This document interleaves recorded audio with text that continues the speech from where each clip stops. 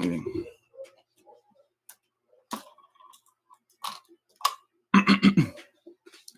Buenas noches, compañeros.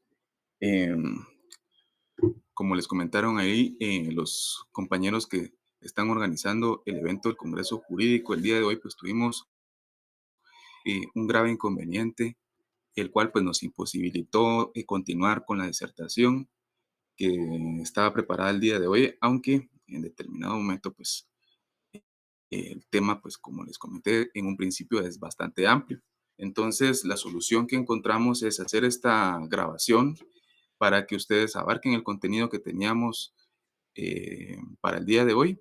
Y así pues, ustedes si tienen alguna duda, pues las vamos a ir resolviendo en los comentarios que se vayan haciendo, ya sea en Facebook, o pues nos los pueden hacer llegar a través de los correos electrónicos pertinentes. De igual manera, pues siempre es importante externar el agradecimiento a todos los compañeros que están organizando este evento, pues ellos son los que se están encargando ahí de todo este tema y pues las disculpas del caso de mi parte por los inconvenientes que sufrimos el día de hoy.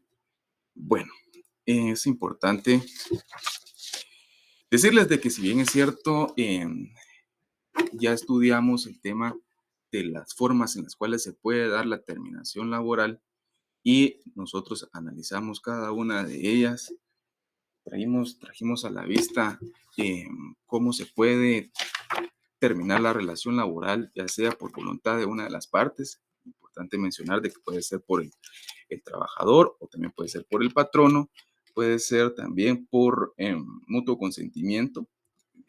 Esta es en la cual pues, ambas partes deciden dar por terminar la relación laboral y también causas imputables a la otra y las disposiciones que la ley determina.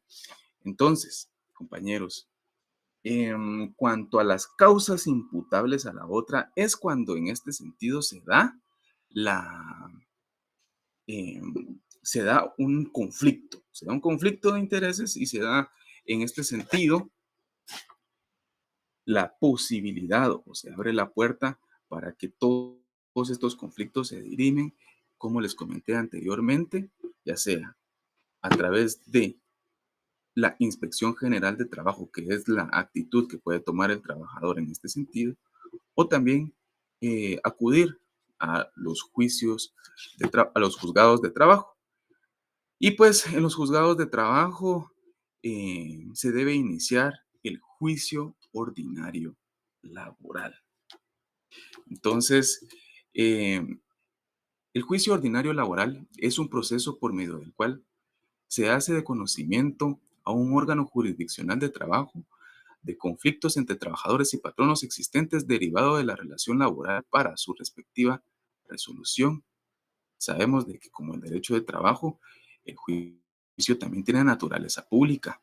En este tipo de procesos no es necesario que haya o que exista o que sean representados por un asesor.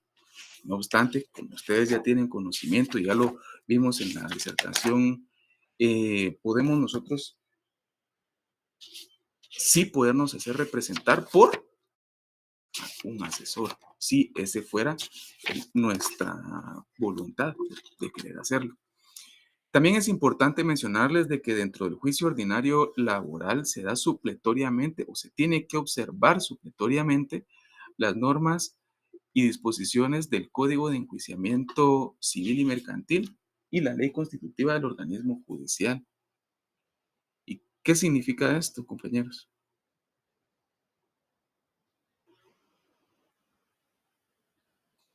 ¿Qué significa esto, compañeros? Que nosotros tenemos que acogernos a lo que también disponen a lo que también dispone el Código Procesal Civil y Mercantil, ¿verdad? Para los efectos del tema procesal. Muy bien, vamos a avanzar con el objeto del juicio ordinario laboral. ¿Cuál es el objeto del juicio ordinario laboral?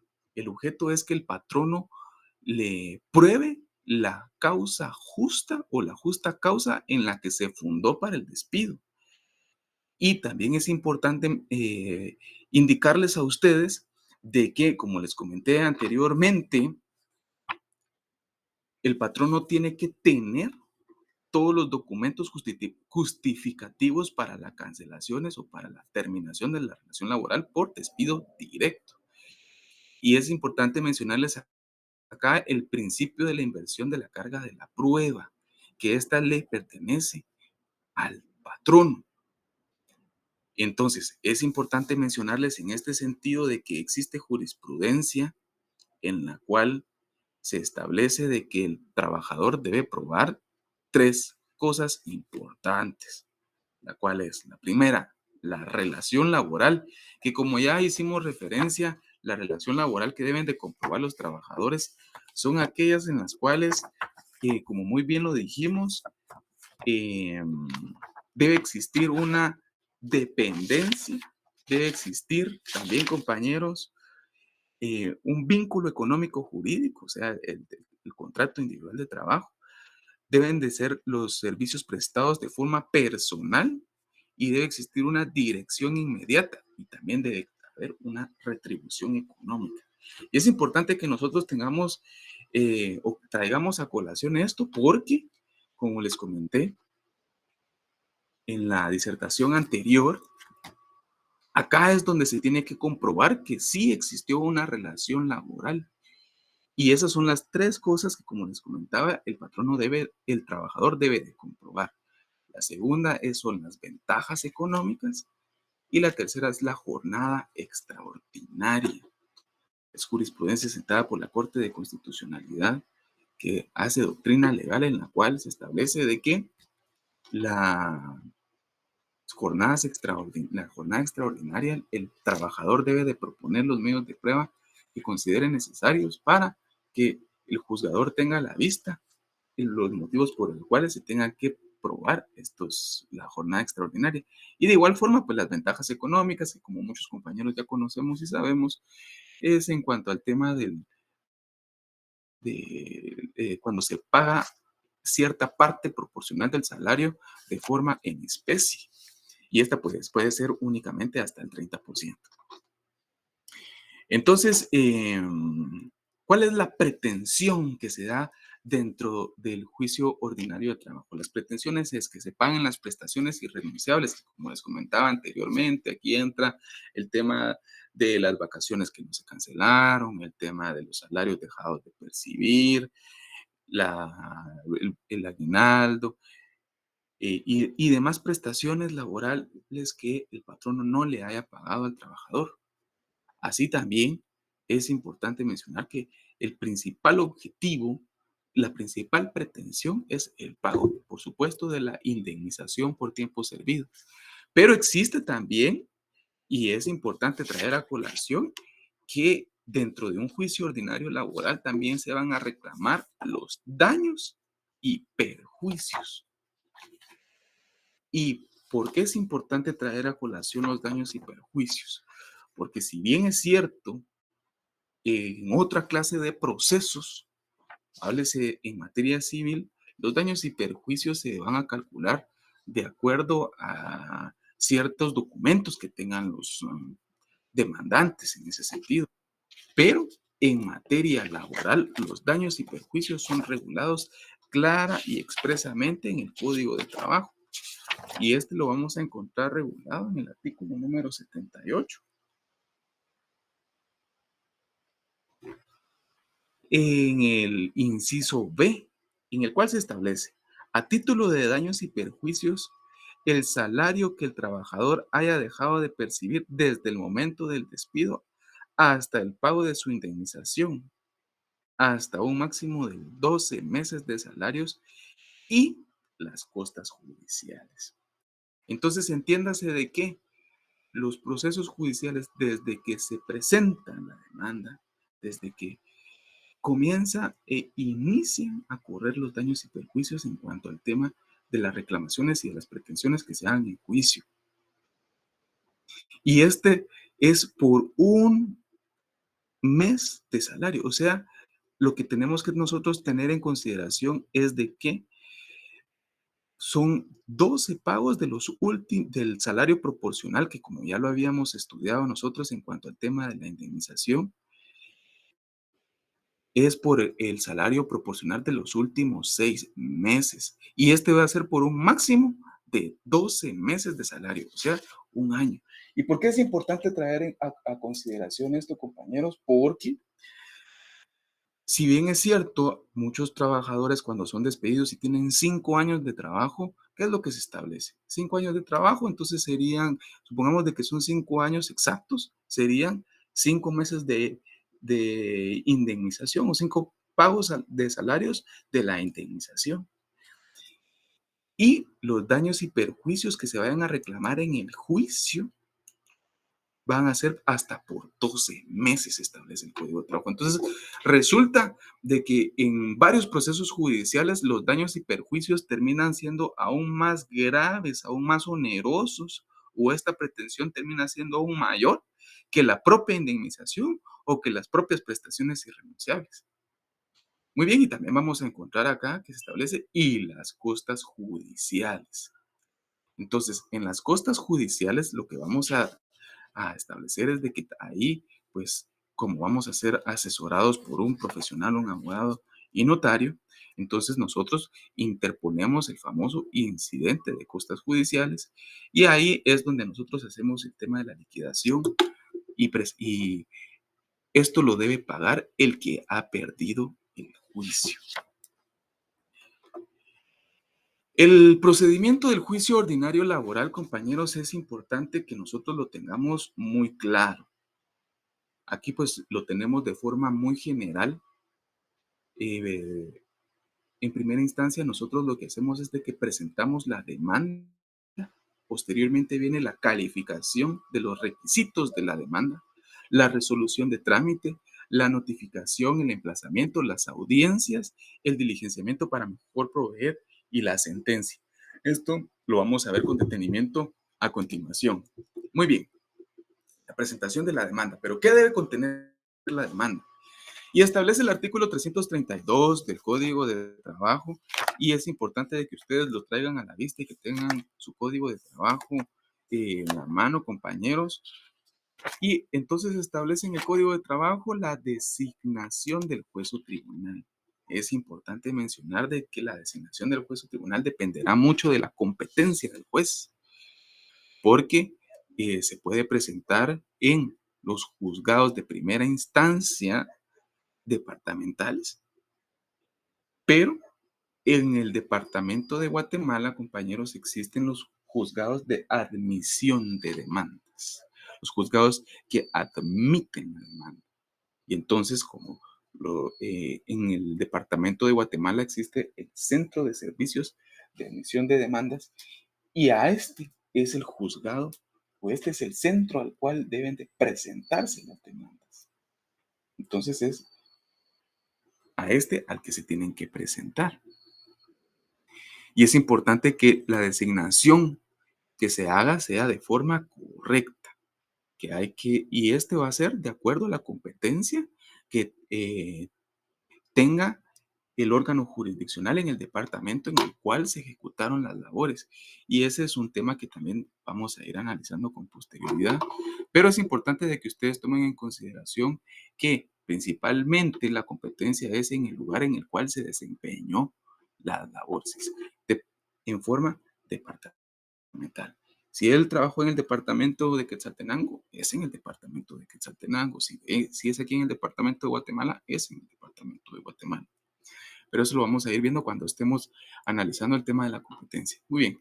Los nombres y apellidos del solicitante, la edad, estado civil, nacionalidad, profesión, oficio, vecindad y lugar que se señala para recibir notificaciones, la relación de los hechos en el que se funda la petición. Bueno, es importante, compañeros, de que nosotros tengamos en consideración la relación de los hechos en que se funda la petición.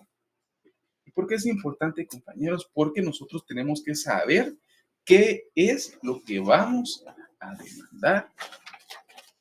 Nosotros tenemos que tener bien claro cuáles son los derechos que vamos a exigir o las pretensiones que nosotros vamos a tener que argumentar en nuestro escrito de demanda, que es la oportunidad procesal oportuna para hacerlos valer, porque en nuestra demanda es donde tienen que estar todas nuestras pretensiones. Si no se hacen en el primer escrito de demanda, después ahí, como muy bien lo dijimos, pues en la audiencia se pueden hacer ampliaciones o posteriores ampliaciones, pero lo importante es de que el escrito de demanda contenga todas estas pretensiones.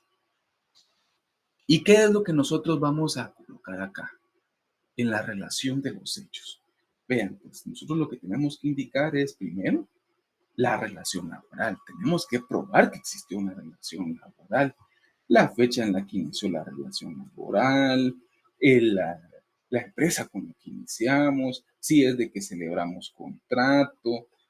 En este punto nosotros nos vamos a centrar en que se pruebe que sí existió una relación laboral y como ya lo he repetido en varias ocasiones, pues es el tema de que si los servicios se prestaron de forma personal, que existió una dependencia continuada, de que había una retribución económica de forma mensual. Entonces, es importante que nosotros acá comprobemos esto en este sentido. El punto número 2 que nosotros tenemos que establecer en la demanda es el puesto que se desempeña o el lugar en el que se trabajó, ¿sí? Entonces es importante de que si estuvieron ustedes trabajando para alguna empresa, ustedes tienen que colocar el puesto y el lugar. Y en el lugar me refiero también a las direcciones en las cuales ustedes hayan, o en las cuales los trabajadores hayan prestado algún servicio. Como les comenté, y es importante también el tema del salario. Hay que colocar el salario. ¿Pero qué salario es el que vamos a colocar? Muy bien, nosotros vamos a establecer el salario del promedio de los últimos 6 meses, así como muy bien ya lo habíamos repasado para el tema de la indemnización. Y vamos a colocar que su último salario o los últimos salarios de los últimos 6 meses fueron de tantos y por tal motivo el salario de promedio que se está reclamando en este proceso judicial es tal. Entonces, también, ¿qué es lo que vamos a colocar? El motivo por el cual se fundó supuestamente el despido. Como les comenté anteriormente, ¿qué pasa cuando el patrono no argumenta el despido? Entonces vamos a colocar de que no argumentó ninguna causa de despido, solo me despidió. Y eso es lo que nosotros vamos a colocar en el siguiente punto, la forma en la cual se dio ese despido. También es importante colocar y designar clara y expresamente a quién nosotros nos estamos refiriendo para la demanda, quiénes estamos demandando. Así también es importante de que vamos a colocar que las pretensiones es por el pago de la indemnización, por los daños y perjuicios y por las costas judiciales. Y también lo que tendríamos que colocar nosotros en nuestra demanda es si estamos exigiendo las jornadas extraordinarias, si estamos exigiendo las vacaciones que nunca nos dieron.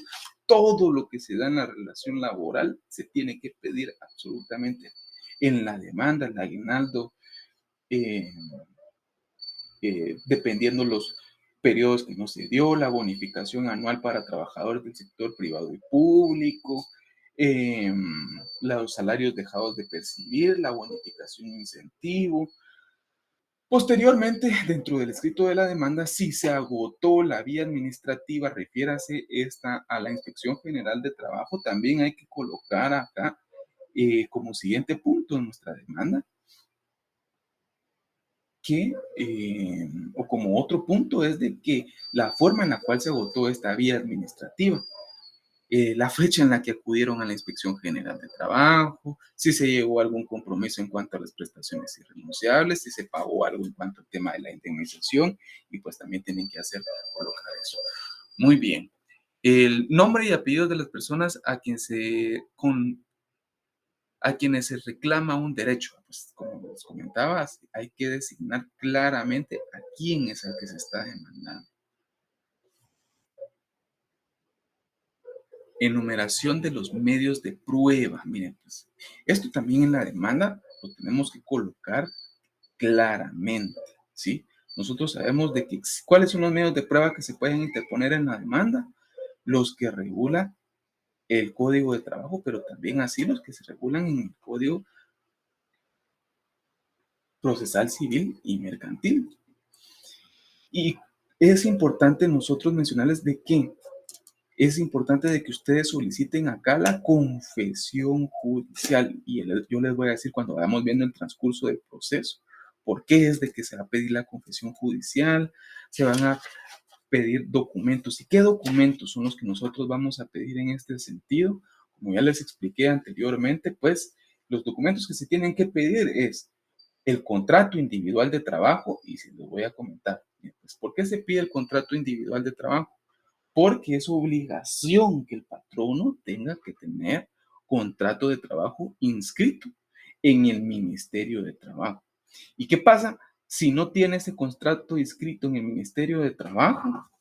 Eso lo vamos a nosotros encontrar regulado en nuestro Código de Trabajo. Y es importante de que nosotros mencionemos acá de que la carga de la prueba, eso es de que les comenté anteriormente, la carga de la prueba pertenece ¿a quién? Al patrón.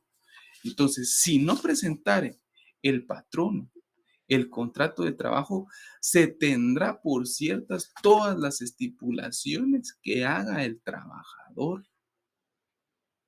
Y esto es importante mencionarlos porque si el trabajador acá, si no hay un contrato de trabajo, entonces si no se especifica de forma clara, entonces todo lo que diga el trabajador se tendrá por cierto. Y eso, pues, es un problema no tener un contrato de trabajo. Y por eso es de que nosotros lo tenemos que solicitar en nuestra demanda. También tenemos que solicitar los libros de salarios que se tienen que entregar ante el Ministerio de Trabajo, las planillas de seguridad social que el patrono debió haber presentado ante el Instituto Guatemalteco de Seguridad Social. También vamos a pedir nosotros todo lo que se nos ocurra para poder comprobar la jornada extraordinaria, si es de que se considere, los documentos, que presente los documentos y constancias de vacaciones, que presente los documentos y constancias de haber pagado el aguinaldo, que presente los documentos y constancias de haber pagado el bono del sector privado, público y privado. Todos estos documentos nosotros se los vamos a pedir al trabajador. ¿Y por qué se los vamos a pedir al trabajador? Porque si ¿por qué se los vamos a pedir al patrono? Porque si el patrono no los presenta y como él tiene la inversión de la carga de la prueba, todos estos medios que él no presente van a actuar en su contra. Vamos a pedir declaración de testigos. Por supuesto de que sí es importante que también podamos pedir nosotros algunos informes que generalmente pues se piden los informes al Instituto Guatemalteco de Seguridad Social o a la Procuraduría General de la Nación cuando son trabajadores del Estado, pero como les dije anteriormente, pues ahorita nos vamos a estar con los trabajadores del sector privado.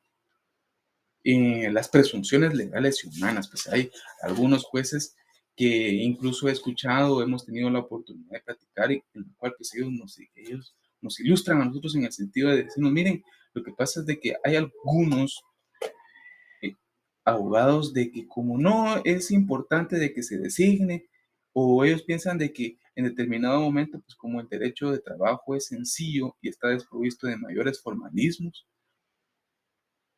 no se debe consignar de forma clara estos medios de prueba, y eso es completamente erróneo.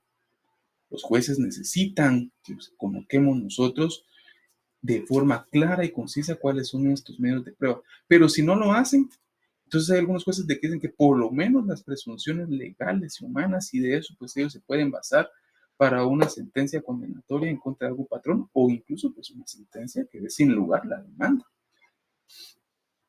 Muy bien, también tenemos que colocar nosotros las peticiones que se hacen al tribunal. Nosotros tenemos que solicitarle al tribunal todo lo que se apruebe, todos los argumentos que nosotros presentemos en nuestra demanda, que se dé con lugar la demanda, que se haga el análisis en cuanto al tema del salario, que se establezca el salario, que se establezca de que sí hubo una prestación de una relación laboral, que se establezca de que en efecto no se pagaron vacaciones, que no se pagó el aguinaldo, que no se pagaron salarios, entonces en determinado momento que no se pagó los bonos incentivos, que no se pagó el bono anual para trabajadores del sector privado y público, el famoso y conocido como bono 14, y así pues nosotros estas pretensiones las tenemos que colocar de forma clara.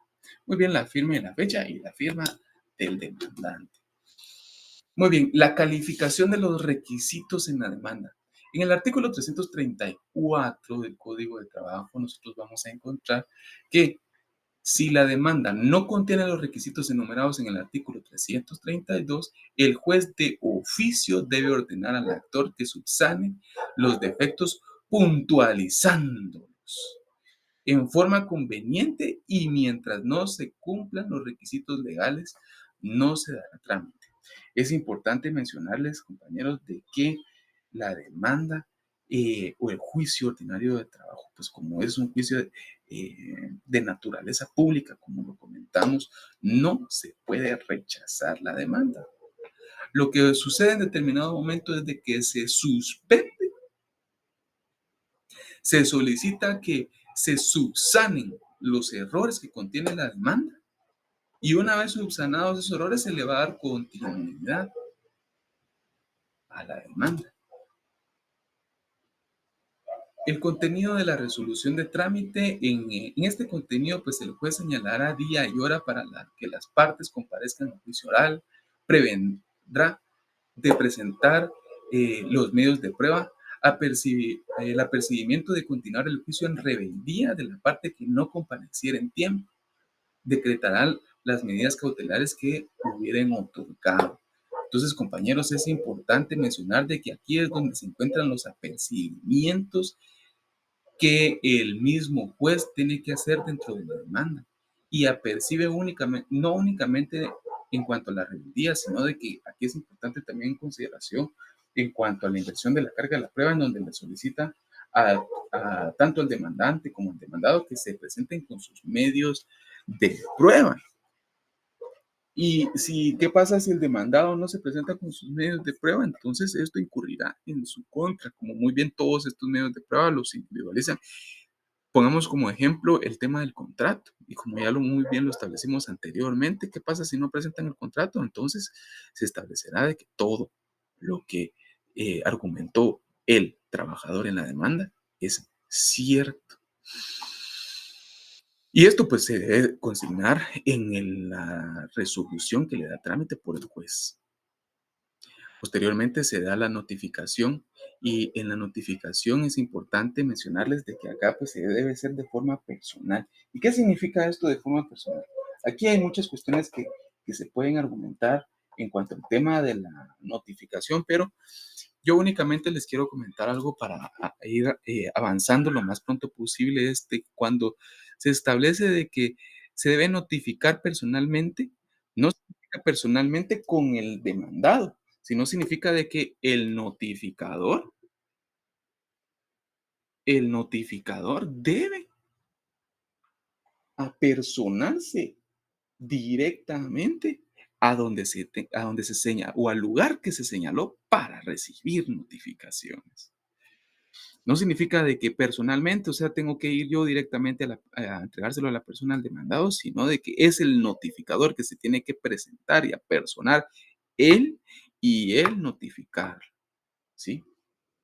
Y ahí pues nosotros pues, vamos a estudiar el artículo 328 del Código de Trabajo para que nosotros tengamos bien claro cuáles son esas formas en las cuales se tienen que hacer esas notificaciones. Muy bien, en cuanto al tema del emplazamiento, es importante también mencionar que en el artículo 337 se establece que debe mediar un plazo de por lo menos 3 días entre la citación y la audiencia. ¿Qué sucede si no se presenta en estos 3 días? Entonces, hay un recurso de impugnación que vamos a estudiar posteriormente, que es el recurso de nulidad, el cual se podría plantear en este sentido si no ha mediado el plazo de los 3 días, porque aquí se estaría infringiendo el procedimiento. Muy bien, ¿qué puede suceder en este sentido? Aquí existe la excepción de incompetencia. Posteriormente vamos a analizar con detenimiento las excepciones, pero yo quiero traer a consideración esta excepción en este momento porque justamente acá es donde procede la excepción de incompetencia. Nosotros designamos un juez o demandamos en algún punto, pero no, no era ese el departamento, no, no era la jurisdicción del juez. Entonces, o se está alegando en una materia completamente distinta. Entonces se tiene que presentar la excepción de incompetencia. ¿En qué plazo? Dentro de 3 días de ser notificado. O sea que después de que se me notifique, si el demandado considera que no se encuentra dentro de la jurisdicción en el cual se presentó esa demanda, entonces puede presentar esta excepción por incompetencia y llevar el proceso a donde sí fuere competente. No se rechazará la demanda, sino de que se trasladará el proceso al juez que sí es competente. Y esto nosotros lo vamos a encontrar regulado en el artículo 309 del Código de Trabajo, al cual ustedes pues van a tener la oportunidad de leer y analizar detenidamente. Y pues también para eso es de que nosotros les vamos a hacer llegar y compartir la presentación. Muy bien, ¿qué sucede? Ya se presentó la demanda, ya se calificó la demanda, se notificó, entonces se notificó para determinado día y llegó el día de la primera audiencia, día y hora de la primera audiencia. Entonces llegan las partes a la audiencia e inicia el proceso, en el sentido de que el juez verifica la comparecencia de las partes. Entonces, ¿qué es lo que va a verificar el juez en este sentido? Aquí es donde se acerca el oficial de audiencia sentido, y él, eh, a las personas que se quisieran representar por medio de un abogado, les va a solicitar el carnet y la constancia de estar colegiado activo, va a pedir el documento personal de identificación, a los que estén representando a una empresa, va a pedirles el mandato, la representación legal, ya sean administradores únicos, gerentes. En este sentido, pues el juez lo que tiene que verificar es de que las personas que se encuentren ahí sí tienen la representación y sí sea el demandado, sí sea el demandante y los abogados sí tengan la calidad, ¿verdad? ¿Qué sucede si no se presentan las partes? Que no se presenta el demandado, no se presenta el demandante, si es una persona individual. Entonces, ¿qué sucede en este sentido? Puede haber una excusa por incomparecencia. Esta está regulada en el artículo 336 del Código de Trabajo. Es en el cual se establece que las partes podrán excusarse únicamente por enfermedad y el juez aceptará la excusa una sola vez dentro de este proceso, siempre que haya sido presentada y justificada documentalmente antes de la hora señalada para el inicio de la audiencia. Las excepciones podrá presentarse y probarse dentro de 24 horas siguientes a la señalada para el inicio de la audiencia. En caso se aceptará la excusa, el juez señalará nueva audiencia. Y es importante traer en consideración de que también, ¿qué sucede con aquellas personas que se enferme el mandatario o el representante legal de una empresa? Fíjense de que esto es bien complicado, compañeros, y sí es importante de que ustedes lo tomen muy en consideración. ¿Por qué? Porque como el artículo 336 del Código de Trabajo regula la excusa de incomparecencia por enfermedad, entonces hay algunos colegas, compañeros, de que en algún momento les han dicho a representantes legales, mire, no tenga pena, vamos a presentar una excusa por enfermedad, no se presente. ¿Y qué es lo que sucede?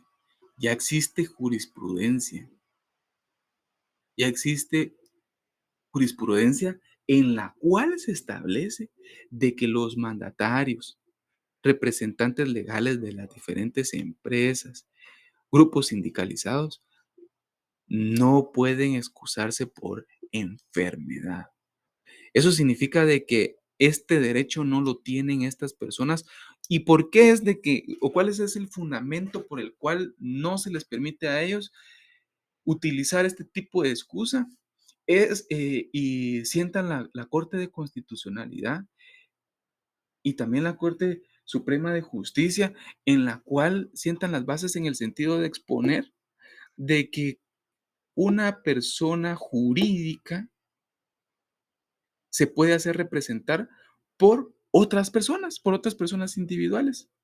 De que si bien es cierto, su gerente general no puede ir, pero de repente puede ir otro representante legal, otro gerente general, el administrador único puede mandar a un gerente, o el presidente del consejo de administración, los otros cargos que se ocupen. Pueden ellos, si no quiere ir un representante, conferir mandatos, una persona jurídica. En ese sentido, es importante mencionarles de que ya existe jurisprudencia por medio de la cual, pues, no se les permite a que ellos presenten una excusa por enfermedad. Y eso se los quiero dejar a ustedes bien claro, porque resulta de que hay muchos patronos de que se pueden o se han ido rebeldes porque no se han presentado a las audiencias pretendiendo ellos después presentar una excusa por enfermedad. Se enfermó el patrón, no tengas pena, les dicen, no tengas pena.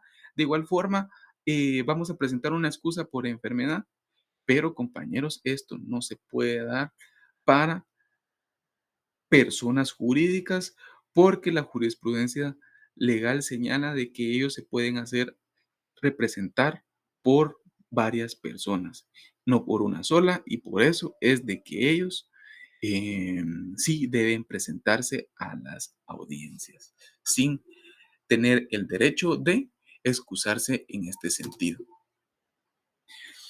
Muy bien, la incomparecencia de las partes sin excusa. Si el actor no se presenta a la primera audiencia, podrá presentarse en cualquier momento posterior a la etapa de la audiencia en la que se haya celebrado. O sea, puede continuar él en la siguiente etapa procesal, pues poder presentarse. Y aquí pues yo le quiero traer a colación de que hay diferentes juicios o diferentes procesos en los juzgados de trabajo en los cuales se ha presentado únicamente la demanda y ya no llega el trabajador, se desentiende de la demanda. Ya no le salió un trabajo, ya no pudo llegar, el abogado ya no lo asistió o no le avisó cuándo iba a ser la audiencia. ¿Y qué sucede? ¿Será que se pierde el proceso? Pues fíjense que no. Como es un proceso de oficio, entonces continúa. Y hay procesos, compañeros, en los cuales incluso hay sentencias condenatorias a los patronos cuando el trabajador ni siquiera ha llegado a la, a las audiencias, ni siquiera ha presentado medios de prueba, pero como es el patrono el que tiene la inversión de la carga de la prueba, él sí tiene que llegar. Y por eso es de que les voy a comentar acá. ¿Qué pasa si el demandado no comparece a las audiencias? Será declarado rebelde. Y posteriormente vamos a ver el tema de la confesión, ¿verdad? Porque yo les comenté que en la demanda, uno de los medios de prueba importantes que se tiene que solicitar es la confesión. Porque, ¿qué sucede si no llega a la audiencia el demandado y no se excusa? Es una persona jurídica, no tenía derecho, o es una persona individual y no se excusa por enfermedad. ¿Qué sucede en este sentido? En este sentido, compañeros, se le va a declarar rebelde y confeso. Y vamos a ver posteriormente vamos a ver cuáles son las consecuencias en este sentido. Entonces, rebeldía del demandado. Cuando el demandado no comparezca en la primera audiencia sin justificación y hubiere sido legalmente citado para prestar confesión judicial en la misma, bajo los apercibimientos correspondientes, el juez, sin más trámite, dictará sentencia dentro de 48 horas de celebrada la audiencia respectiva. En la misma forma se procederá en cuanto a los supuestos del párrafo anterior cuando se trate de una demanda por despido justo, aunque no hubiera sido ofrecido el medio de prueba de confesión judicial del demandado. Pero si en el mismo juicio se ventilaren otras acciones, el juicio proseguirá en cuanto a estas conforme lo previsto en este título. Esto nosotros lo encontramos regulado y lo coloqué aquí claramente, casi que transcrito, porque quiero que ustedes lo tengan en cuenta. favor, compañeros, de que nunca, nunca en un proceso ordinario laboral se vayan rebeldes. Ustedes o sus clientes. ¿Qué es lo que ustedes tienen que hacer, compañeros, cuando a ustedes se les notifica? Agendar la audiencia. Tienen que agendar la audiencia y el día de la audiencia, por favor, compañeros, ¿qué sucede entonces si se presenta el mandatario pero no lleva su representación? Se le va a declarar rebelde. Entonces tienen que llevar listos la representación, tienen que llevar listo su documento personal de identificación ese día, porque si no se presentan con ese documento, si no se presentan con el mandato, con la representación legal inscrita en el registro mercantil o en el archivo general de protocolos, si fueran por mandatarios, compañeros, no los van a dejar comparecer y se van a ir rebeldes y la consecuencia es de que se les va a declarar rebeldes y confesos y automáticamente se va a dictar sentencia y adivinen qué sentencia va a ser, compañeros, va a ser una sentencia condenatoria porque se les declaró confeso y en la demanda se establecía que tenían que presentar el contrato individual de trabajo, entonces todos los hechos que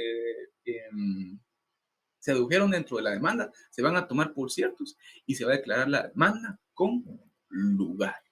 Esa es la consecuencia jurídica totalmente grave para el demandado, para el que se vaya a rebelde.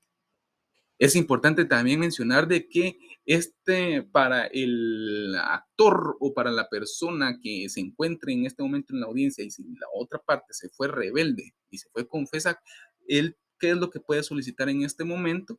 Ya preparando el proceso de ejecución, él lo que va a solicitar es el embargo de bienes. También el actor tiene que ir preparado para esto.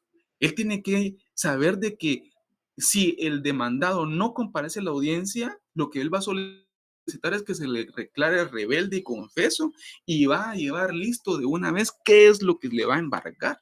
Porque como nosotros conocemos ya la etapa del proceso y ustedes ahora que somos todos los abogados, tenemos que tener listo qué es lo que les vamos a solicitar que se embargue. Y estos embargos, pues, nosotros los vamos a encontrar regulados en el artículo 114 y 527 del Código Procesal Civil y Mercantil, que es justamente el momento procesal oportuno en el cual se puedan solicitar estos embargos. Muy bien. ¿Qué puede suceder también en la primera audiencia? Supongamos de que comparecen las partes. ¿Qué pasa? Comparecen las partes, entonces el juez le cede el uso de la palabra a la parte actora, o sea, el demandante, o sea, para que se manifieste en el sentido de ratificar, de que ratifique, amplíe o modifique la demanda. ¿Qué sucede si el demandante, o sea, el actor, amplía la demanda? Entonces, como muy bien ya lo dijimos anteriormente, se tiene que notificar en ese momento se le notifica al demandado y debe mediar 3 días. Ahí se da nuevamente el plazo o el emplazamiento, porque como es una ampliación de los hechos de la demanda o es una modificación a la demanda, entonces debe existir otra vez el emplazamiento y en este sentido el demandado podría bien continuar con la audiencia y él decir, bueno, continuemos con la audiencia o decir, me acojo el plazo del emplazamiento y entonces se tendría que señalar una nueva audiencia. Pero ¿qué sucede?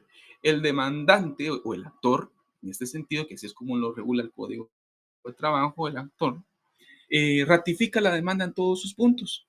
Entonces, en ese sentido, el juez le cede la palabra a la parte demandada para que asuma una actitud procesal.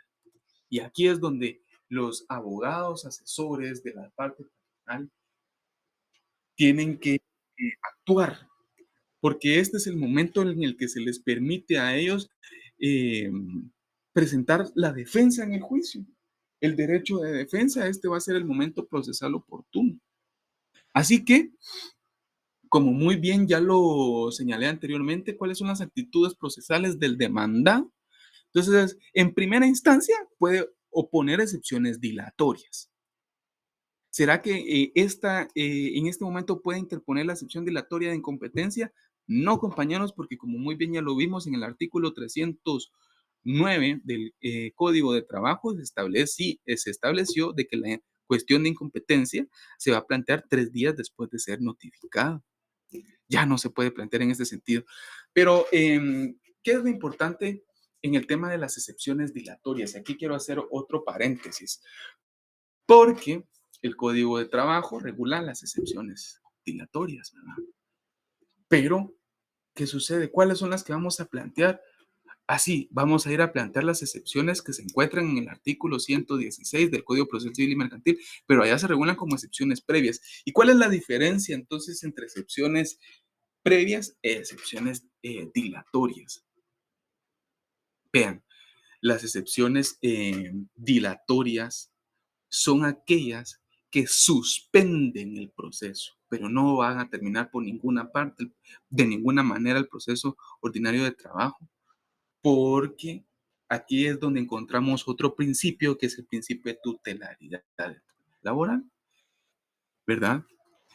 En la cual, pues, aunque se haya equivocado en la demanda, aunque se den con lugar las excepciones dilatorias, estas únicamente van a suspender el proceso.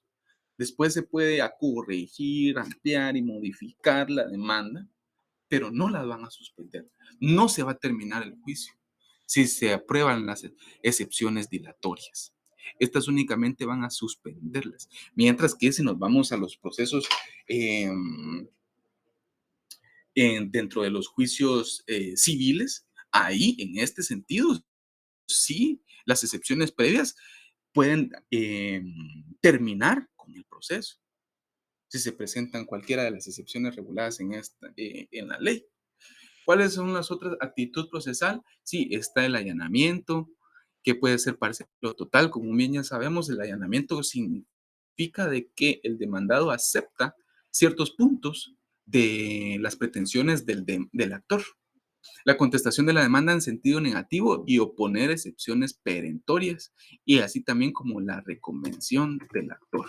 Muy bien, las excepciones dilatorias, como muy bien ya les expliqué, son aquellas excepciones que regula la ley con la finalidad de depurar el proceso, las cuales contribuyen a que el demandado conozca, y es que este es un derecho también del demandado, a que el demandado conozca de forma clara y precisa los hechos que se le exigen en una demanda. Por eso es de que se van a plantear excepciones dilatorias. ¿Qué pasa si no está clara la demanda, si no está claro lo que está pretendiendo, si no está exigiendo?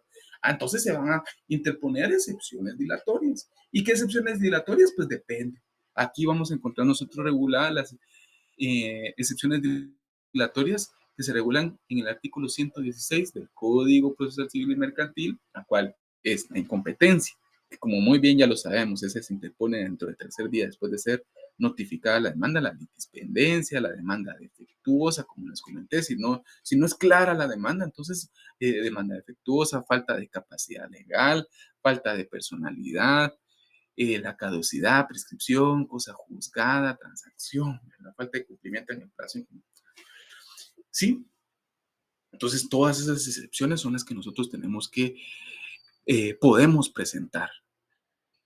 Vamos a tratar la manera de que ampliar el tema de las excepciones dilatorias en otra disertación, o pues ustedes se pueden meter incluso a en la página del Congreso y ahí vamos nosotros a seguir presentando todos estos videos en los cuales vamos a platicar un poquito más detenidamente de las excepciones dilatorias, porque este es un tema muy grande. O sea, este tema de las excepciones dilatorias, si nos metemos, pues tampoco el video pues va a durar casi que 2 horas, ¿verdad? Pero pues de forma general, pues la incompetencia es que no sea la materia, que no sea la materia o el territorio en el cual se haya interpuesto la demanda, dependencia de que exista otro proceso judicial con los mismos demandantes y demandados, la demanda defectuosa, que en determinado momento la demanda no sea clara, la falta de capacidad legal o falta de personalidad. En ese sentido, que si que esté demandando, pues no contaba con las calidades suficientes para demandar, la falta de personería, que no cuenta con los requisitos suficientes o su representación no cuenta con los requisitos suficientes para demandar. La prescripción es importante porque, como les comentaba, ¿cuál es el plazo en el cual se tiene que demandar? En 30 días, ¿verdad? Entonces, si no demandó en esos 30 días, entonces se prescribió su derecho. La cosa juzgada de que ya se haya presentado una demanda y pues de que ya se juzgó, entonces que en ese sentido pues ya no hay. Y la transacción de que dentro del proceso pues se puede celebrar alguna transacción y pues se puede presentar en este momento. Muy bien. La contestación de la demanda en sentido negativo y oposición de excepciones perentorias. Es presentar una oposición de las pretensiones del actor. En las excepciones perentorias, el asesor denomina la negatividad de los puntos aducidos en la demanda. ¿Sí? Entonces, la contestación de la demanda en sentido negativo es en la cual nosotros, pues, vamos a decirles, bueno, el trabajador viene y nos demandó, ¿verdad? Entonces, dentro de la demanda, él está pretendiendo que se le pague, por supuesto, la indemnización, está pretendiendo que se le paguen las vacaciones, el aguinaldo, los bonos. Entonces, ¿qué sucede en este sentido, compañeros? Se van a oponer, van a decir, no, en sentido negativo. ¿Y por qué en sentido negativo? Porque ustedes van a argumentar de que existió una justa causa del despido, ¿verdad? ¿Y cuáles son las justas causas? Sí, las que ya analizamos anteriormente, que son las que están reguladas en el artículo 77 del Código de Trabajo. También en las excepciones perentorias es aquí donde se van a denominar, ¿verdad? Estas son importantes de mencionar de que el demandado va a nominar estas excepciones y va a decir que va a presentar una excepción perentoria en el sentido de que el demandado no comprueba de que no está comprobando en ningún momento de que se le pagó, que no se le pagaron el aguinaldo. En el sentido de que sí se le pagó, sí se le pagaron las vacaciones, en el sentido de que no gozó de ciertos derechos. Entonces, todo eso se va a nominar en las excepciones perentorias. Y también existe el tema de la reconvención. ¿Y qué es la reconvención? Es contrademandar dentro del mismo proceso del cual se está siendo demandado por hechos y causas que se desprenden de los argumentos de en el que consta la demanda. Y esta reconvención es importante mencionarles de que debe contestarse por la otra parte, porque entonces esto significa de que está contrademandando. Dentro del mismo proceso, el demandado, o sea, el patrono, demanda al trabajador. ¿Y por qué lo puede demandar, compañeros? Como muy bien ya lo vimos en el cuanto al tema del abandono de trabajo. Así, él abandonó su trabajo. Entonces yo lo puedo contrademandar. Él dejó todo tirado o él incurrió en una justa causa de despido que me proporcionó a mí, que le proporcionó al patrón los daños y perjuicios. Entonces, en ese sentido, también. Muy bien, la fase de la conciliación. Esta fase es bien importante, compañeros, porque como muy bien ya lo sabemos, uno de los principios básicos o principios fundamentales del del Derecho de Trabajo es que es eminentemente conciliatorio. Y pues entonces privilegiando este principio dentro del proceso del juicio ordinario laboral, lo recoge ¿en dónde? Justamente en esta etapa. Muy bien, después de haberse presentado la contestación de la demanda, las excepciones perentorias, incluso si se hizo la reconvención, entonces ahí se contestó la reconvención. Entonces, después de esto se da la fase de la conciliación. ¿Y qué es acá? Que es en la cual, contestada la demanda y la reconvención, si lo hubiere, el juez procurará venir a las partes proponiéndoles fórmulas ecuánimes de conciliación y aprobará en el acto cualquier fórmula o arreglo en el que convinieren, siempre que no se contraríen las leyes, reglamentos y disposiciones aplicables. Muy bien. También está el tema de la fase de la prueba. después de la conciliación, si no llegaren a un acuerdo, entonces en la fase de la prueba, ¿cuáles son qué es lo que se va a ventilar? En primera instancia, los documentos. Se van a traer los documentos y como muy bien ya lo dijimos, en cuanto al tema de, lo primero que tiene que pedir el trabajador en su demanda es que el patrono presente el contrato individual de trabajo. Entonces tiene que presentar el contrato individual de trabajo, tiene que presentar las constancias de haber pagado el aguinaldo, las constancias de haber pagado el bono 14, las planillas, los libros de salarios. ¿Qué pasa si no lo presenta? Entonces es ahí donde el juez tendrá que utilizar su sana crítica y que la misma ley regula cuáles van a ser los aspectos que él tiene que tomar en consideración en este sentido, la declaración de testigos, la confesión judicial, los informes. Y esta fase de la prueba, o incluso del proceso judicial, se puede extender en una segunda o hasta una tercera audiencia. Posteriormente se da, después de terminado este proceso, se puede dar la sentencia. ¿Sí?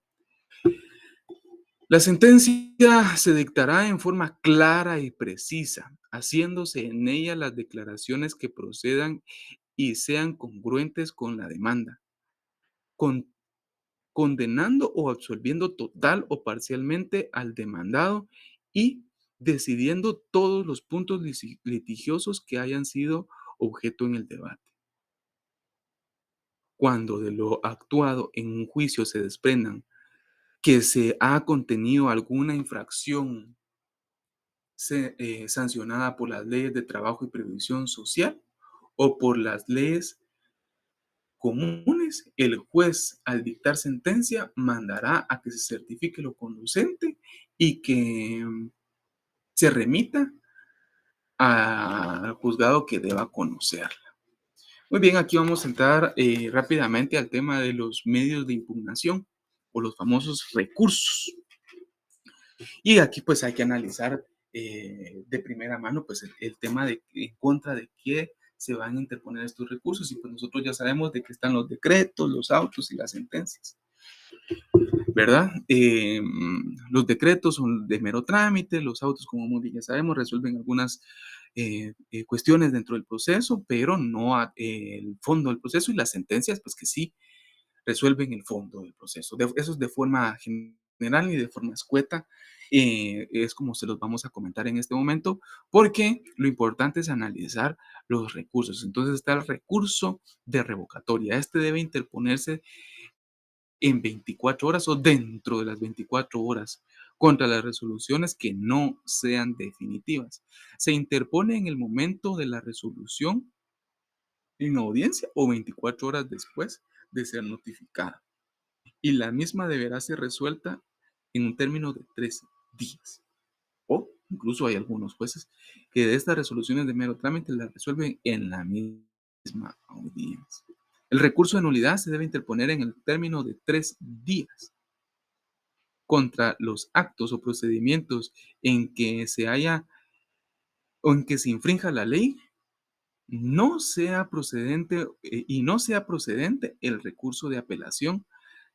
Este se va a interponer en este plazo y pues aquí hay un procedimiento que se da en cuanto al tema de la nulidad, y este se interpone dentro del tercer día de conocida la infracción, se le conferirá audiencia a la otra parte y en un término de 24 horas, y posteriormente el juez resolverá.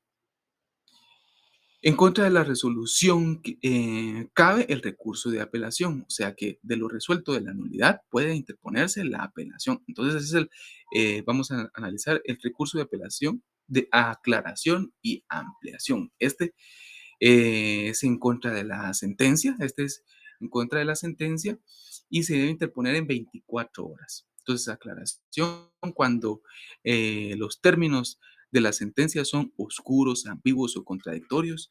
Esto es cuando la sentencia no es congruente con las peticiones. En ese sentido, pues no se tiene que interponer el recurso de aclaración, que se aclaren algunos puntos que no se ven dentro de la sentencia. La ampliación también. Si se omitió resolver alguno o algunos de los puntos sometidos en juicio, si no se colocaron estos, entonces se debe de interponer este recurso de ampliación. El recurso de apelación. Entonces está la apelación que surge en virtud de declararse en lugar el recurso de nulidad, como muy bien ya lo sabemos. Entonces ahí se presenta ese recurso y pues ahí pues es un procedimiento previo, y también está la apelación de la sentencia. Es el recurso por medio del cual la parte que se considere afectada por la sentencia en primera instancia puede solicitar ante la Sala de Trabajo y Previsión Social su revisión, a las cuales se les faculta para confirmar, revocar, enmendar o modificar parcial o totalmente la sentencia en primera instancia. Entonces, compañeros, por favor, yo les voy a pedir que si ustedes tienen alguna duda, si ustedes que nos las hagan llegar por medio de Facebook. Yo me voy a encargar personalmente de tratar de ir contestándoselas. La verdad, les pido perdón por todos los desperfectos que tuvimos nosotros en cuanto a esta intervención, pero pues son cuestiones de que se salen o se salieron de las manos y de las prevenciones de su servidor. Entonces les pido por favor su comprensión, y pues ahí vamos a tratar la manera de ir resolviendo las dudas que todos tengan en Facebook o por correo electrónico. Gracias por su atención y estamos siempre a las órdenes.